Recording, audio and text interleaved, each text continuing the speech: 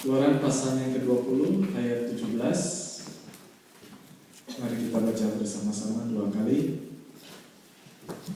Jangan mengingini rumah sesamamu, jangan mengingini istrinya atau hambanya laki-laki atau hambanya perempuan atau lembunya atau keledainya atau apapun yang dipunyai sesamamu. Sekali lagi, jangan mengingini rumah sesamamu, jangan mengingini istrinya atau hambanya laki-laki atau hambanya perempuan atau lembunya atau keledainya atau apapun yang dipunyai sesamamu.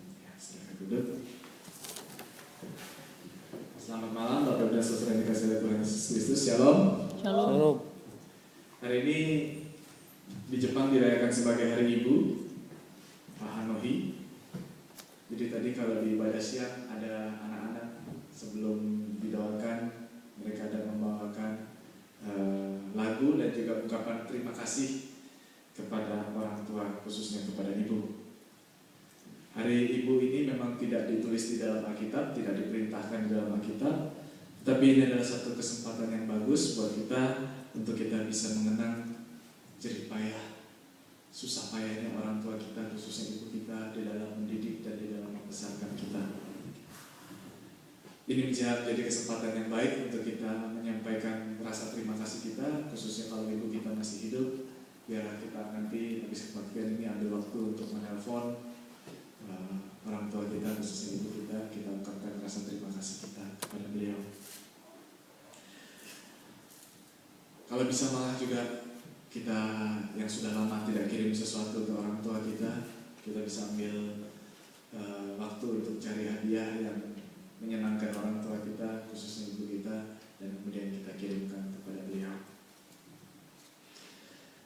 Ini adalah sesuatu yang sangat baik untuk kita boleh mempergunakan momen-momen seperti ini untuk mengucapkan terima kasih kepada orang tua kita, khususnya ibu kita. Karena kalau dalam momen-momen biasa, mungkin kita sebagai orang Asia agak kurang biasa ya mengucapkan rasa terima kasih kita, rasa cinta kasih kita kepada orang-orang yang seharusnya kita mengucapkan terima kasih. Jadi ada baiknya dengan momen-momen seperti ini kita pergunakan sebagai batu loncatan untuk mengucapkan terima kasih kita kepada orang tua kita, khususnya ibu kita. Apalagi kalau kita mengingat bahwa ini sebenarnya bukan kebiasaan orang Jepang, tapi ini sebenarnya kebiasaan orang Amerika. Kebiasaan orang Amerika yang sudah dimulai dari tahun 1908, di mana pada waktu itu ada seorang anak yang terkenang oleh kebaikan ibunya yang begitu bersusah payah mendidik dia, membesarkan dia karena ayahnya sudah meninggal duluan.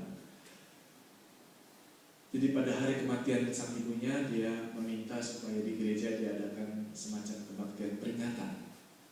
Jadi ini awalnya berasal dari kegiatan gereja yang kemudian menyebar ke seluruh Amerika dan bahkan ke seluruh ke berbagai negara-negara yang lain termasuk di Jepang ini. Disepakati untuk memperingati Hari Ibu itu adalah minggu kedua, setiap minggu kedua bulan Mei.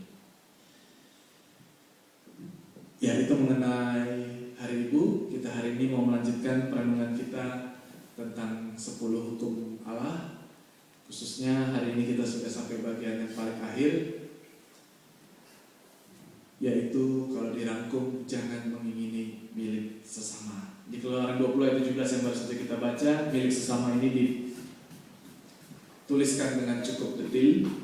Ada rumah, ada istri ataupun hamba, baik hamba laki-laki maupun hamba perempuan, ataupun juga lembunya atau keledainya. Nah, Bapak dan Saudara, pertama-tama yang saya rindu untuk kita merenungkan arti dari jangan mengingini milik sesama ini. Jadi kita perlu merenungkan apa yang dilarang. Yang dilarang di sini bukan soal semua keinginan. Karena kita sebagai manusia memang diciptakan Tuhan memiliki keinginan. Bukan hanya sekedar kebutuhan, tapi juga punya keinginan. Ini yang membedakan kita dengan malaikat, dan ini juga yang membedakan kita dengan binatang. Manusia memiliki satu keinginan yang khas. Jadi di satu sisi, keinginan itu bukan satu hal yang buruk. Tetapi kita perlu meneliti lebih dalam kepada setiap keinginan yang ada, yang muncul dalam diri kita, yaitu apakah keinginan itu sesuatu yang dilarang oleh Tuhan atau yang bukan. Nah, keinginan yang dilarang oleh Tuhan adalah seperti yang ditulis di Yakobus 1 ayat 14, yaitu satu keinginan yang kemudian membawa kita ke dalam pencobaan. Apabila keinginan itu semakin besar dan kemudian kita berusaha memenuhi keinginan itu, malah membuat kita menjadi jatuh ke dalam dosa. Nah, yang seperti itulah yang dilarang di dalam perintah ke-10 ini. Keinginan yang kita menginginkan milik orang lain. Supaya lebih jelas lagi, saya mau kasih satu contoh, yaitu kalau kita ingin punya rumah, kita melihat ada orang yang sudah bangun rumah, lalu kita juga pengen punya rumah, lalu kita kumpul uang, kita bekerja lebih keras lagi, dan kemudian kita menekan pengeluaran kita sehingga kita bisa tabungannya lebih banyak, lalu kemudian setelah terkumpul beberapa tahun kita membangun rumah. Ini adalah keinginan yang tidak masalah untuk kita miliki. Justru malah bisa dibilang ini adalah satu keinginan yang baik, karena ini mendorong kita untuk semakin bekerja keras, mendorong kita juga untuk semakin baik di dalam mengatur, mengelola keuangan yang Tuhan berikan kepada kita. Dan ini pun juga akan bermanfaat buat kita, buat pasangan kita, dan buat anak-anak yang Tuhan anugerahkan buat kita. Kalau sudah punya rumah sendiri, itu tentu lebih baik. Jadi bukan yang seperti itu yang dilarang oleh firman Tuhan. Yang dilarang oleh firman Tuhan adalah ketika kita menginginkan rumah, yang kita inginkan bukan rumah yang kita bangun dengan kerja keras kita, tetapi kita menginginkan rumahnya orang lain. Rumah orang lain itu kemudian menjadi milik kita. Nah, ini yang dilarang oleh Tuhan. Karena seperti di Yakobus 1 ayat 14, ketika kita menginginkan rumah orang lain tanpa kita mau berjuang untuk membangunnya rumah kita sendiri, keinginan ini akan bisa berbuah dosa. Misalnya kita mungkin akan pikir-pikir gimana ya caranya bisa menipu pemilik rumah itu sehingga akhirnya dia mau menyerahkan rumah itu buat kita. Atau mungkin bukan menyerahkan, tapi misalnya dia akan menjual dengan harga yang sangat murah kepada kita. Kita mungkin berpikir, oh ya, coba takut-takutin aja dia, bilang itu rumah ada hantunya. Jadi terus dia nggak mau tinggal di situ. Lalu karena dia udah nggak mau tinggal di situ, lalu kita tawarin, bagaimana kalau saya aja yang merawat rumah itu? Akhirnya dia serahkan rumah itu buat kita yang tinggal di sana. Nah, ini keinginan memiliki rumah orang lain membuat kita kemudian melakukan dosa menipu. Keinginan seperti ini yang nggak boleh. Atau mungkin kita nggak menipu, tapi kita mencuri sertifikat hak milik tanah maupun hak milik bangunan yang pemilik rumah itu miliki. Atau malah seperti di film-film kita membunuh pemilik rumah itu. Atau malah semuanya kita lakukan. Sudah kita tipu, kita curi sertifikatnya lagi, lalu kemudian kita bunuh lagi pemiliknya. Ini sesuatu yang bisa terjadi ketika kita menginginkan sesuatu milik orang lain menjadi milik kita, lalu keinginan kita itu kita usahakan untuk kita mewujudkan. Alkitab mencatat banyak contoh-contoh lain. Kita yang mengikuti pembacaan Alkitab setahun tentu masih ingat ya, ketika kita membaca 2 Samuel, kita melihat satu kisah mengenai Raja Daud ketika dia lagi jalan-jalan di atas ranginan istananya, dia melihat tidak berapa jauh dari rumahnya ada seorang wanita sedang mandi. Kalau nenek-nenek mungkin Raja Daud gak terlalu tertarik, tapi ini wanita yang masih sangat cantik sekali. Dia tanya, ternyata itu adalah istri orang, istri Uria. Tapi dia menginginkan istri orang lain. Padahal dia belum punya istri, tapi dia tetap menginginkan itu, dan dia membuahi keinginannya itu sehingga kemudian dia panggil si Batsebanya itu, dan kemudian dia meniduri Batseba.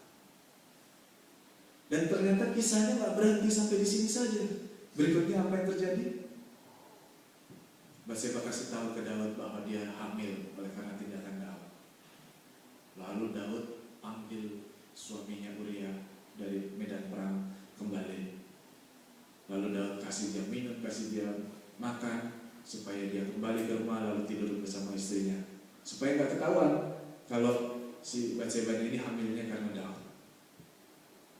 Wah, betapa liciknya ya Daud ini. Tapi ternyata usaha Daud ini nggak berhasil. Karena Uria mengatakan, bagaimana mungkin aku bisa pulang ke rumah tidur dengan istriku, padahal anak buahku dan teman-teman yang lain atasanku juga sedang berperang. Jadi dia tidak kembali ke rumah tapi tinggal di istana Daud. Daud kaget, ternyata Uria setianya itu dengan teman-teman seperjuangannya. Sebenarnya ini sesuatu yang harus dipuji, tapi buat Daud ini sesuatu malapetaka. Sehingga Daud pasti ketahuan nanti kalau dia yang menghamili Batseba. Lalu kemudian dia punya akal lagi, dia tulis surat supaya panglima perang pada waktu itu Yoab menempatkan Uria di tempat yang paling bahaya, sehingga akhirnya Uria mati. Dan lebih kejamnya lagi Daud, surat yang dia buat itu bukan dia suruh orang lain untuk bawa kasih ke Yoab, tapi yang suruh bawa siapa? Urianya sendiri. Uria yang disuruh bawa suruh kasih ke Yoab. Wih, luar biasa sekali. Berawal dari mana? Kejahatan demi kejahatan di Daud ini berawal dari dia ingin istri orang lain menjadi miliknya. Ingin memiliki istri, ingin memiliki pasangan yang baik, pasangan yang cantik, itu salah atau tidak? Tidak. Tapi ketika dia menginginkannya itu adalah istri orang lain, itu menjadi satu pembawa dia kepada dosa. Nah, keinginan terhadap milik orang lain itu sangat berbahaya. Ini jadi semacam pintu yang kalau kita masuki, kita masuk ke dalam dosa demi dosa yang dilakukan oleh kita. Pelanggaran yang satu akan membuat kita melanggar yang lain. Dan pelanggaran kepada yang lain ini membawa kita lagi kepada pelanggaran yang lain lagi. Jadi seperti Daud sudah berzina, kemudian dia menipu Uria, lalu kemudian dia bahkan membunuh Uria. Wah, luar biasa kejamnya, luar biasa pintarnya, luar biasa liciknya. Nah, jadi Bapak Ibu dan Saudara, mari kita menjaga diri kita dari perintah yang ke-10 ini. Perintah yang ke-10 memang sekedar menginginkan saja kan, belum sampai melakukan. Perintah ini cuma sampai situ aja sebenarnya yang dilarangnya. Tapi kalau kita mau taat kepada perintah ini akan membuat kita tidak melakukan pelanggaran-pelanggaran yang lain. Jadi perintah yang ke-10 ini bisa menjadi semacam jaket pelampung buat kita. Jaket pelampung yang ada di kapal itu akan sangat bermanfaat ketika kita kapalnya mungkin mengalami kecelakaan lalu kemudian kita ada di tengah laut. Waktu kita memakai jaket pelampung ini, kita mungkin akan merasa dibatasi, merasa terganggu gerakannya karena kita nggak biasa kan pakai jaket pelampung. Tapi ini akan bermanfaat ketika kita di tengah laut